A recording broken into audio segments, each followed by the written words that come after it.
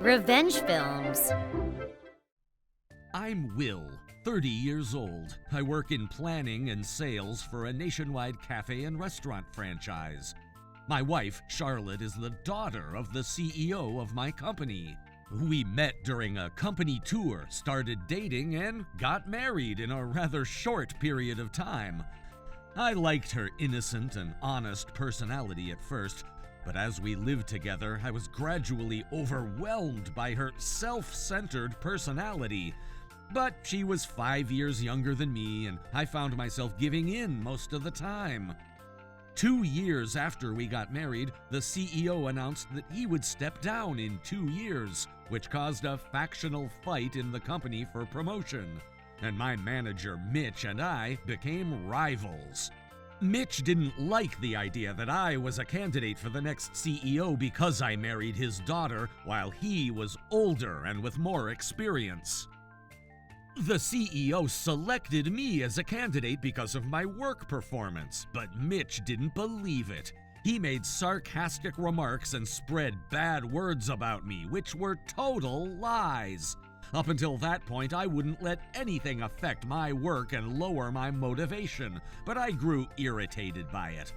One day, I noticed people in the office were somewhat cold to me. I tried not to pay attention to it, but I heard a couple of female employees talking about me during lunchtime. I couldn't believe Will was having an affair, and he was doing it in a company car. I've never cheated on Charlotte since we got married and never even thought about it. I cared about her. The rumor like that must be from Mitch, but it was just a rumor. I didn't have time to deal with every little piece of gossip, so I decided to wait and see. If there was no truth in it, the rumor would cease in time. That's what I thought, but I was wrong. It got worse and worse until the point where nobody wanted to work with me. That meant Mitch would win the post.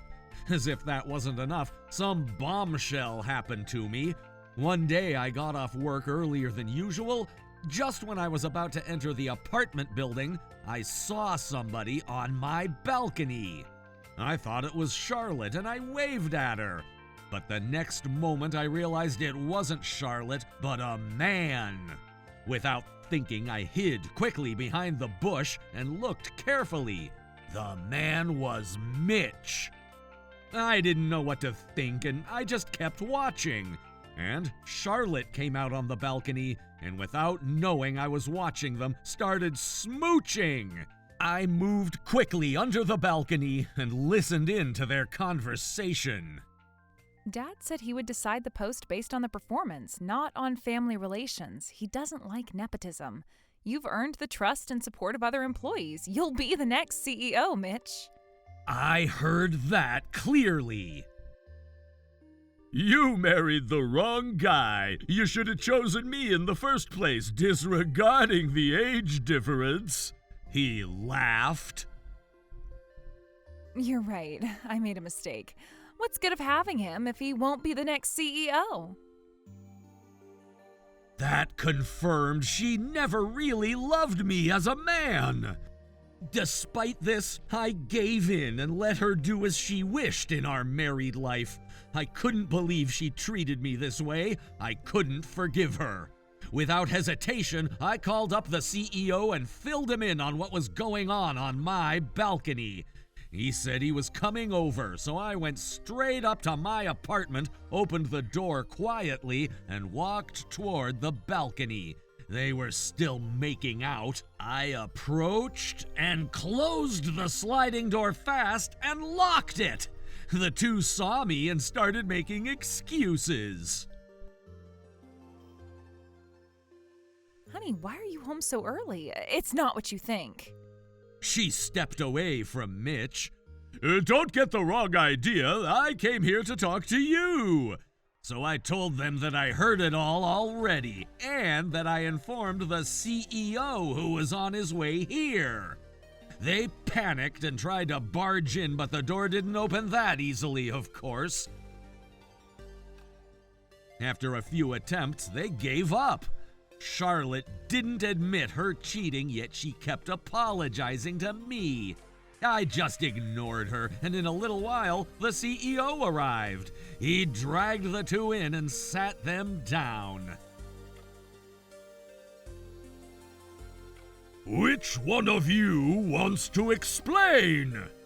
When he raised his voice, Charlotte wept and kept saying sorry, but didn't explain anything. So he asked Mitch.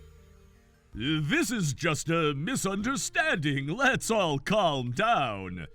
Mitch was giggling at first, but the CEO said, "I don't have time for this if you're not going to be honest." Mitch knew no excuses would cut it and apologized.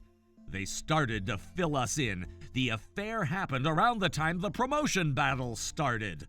Charlotte thought I would be the next CEO, but when he said he wouldn't consider family relations, she started snooping around the office.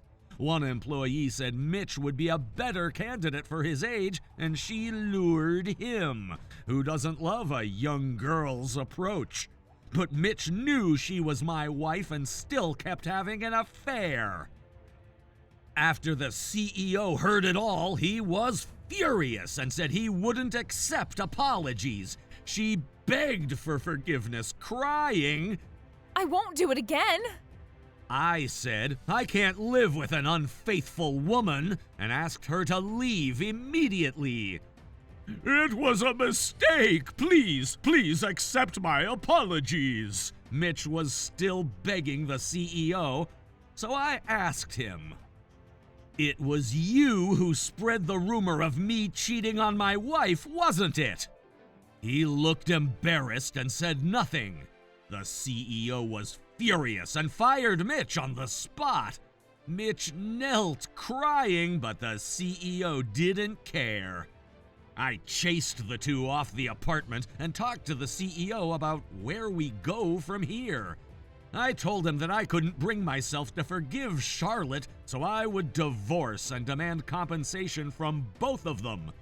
He was listening to me quietly and just said, "All right." I didn't think I would be the next CEO after I divorced the daughter of the CEO, but I liked my work and company even without a promotion, so I stayed there. I went ahead with the divorce process. Mitch was fired and left the office. The people who believed the rumor in the office now apologized to me. Since then, the atmosphere in the office improved, and we worked more efficiently. 2 years later, the time had come for the CEO to step down, and the next CEO had been selected. After my divorce, I saw him sometimes in the office, but we were doing okay like before. When the next CEO was announced, I wasn't nervous or anything, and just relaxed because I didn't consider myself a candidate after all that happened. But the next moment, he called my name for the next CEO. I couldn't be more surprised and couldn't think of anything to say, so I just stood there speechless. And he said, "You're welcome," and laughed. He went on to say that he had me in mind for the position even before Charlotte's affair, and said great things about how I've been working in the company from the start. He said he didn't believe in nepotism because he intended to select one not because of family relations, but because of their work performance. That made me cry. I swore to myself I'd devote myself to living up to his expectations. After a while, my ex-wife, who was disowned by her father, called me up.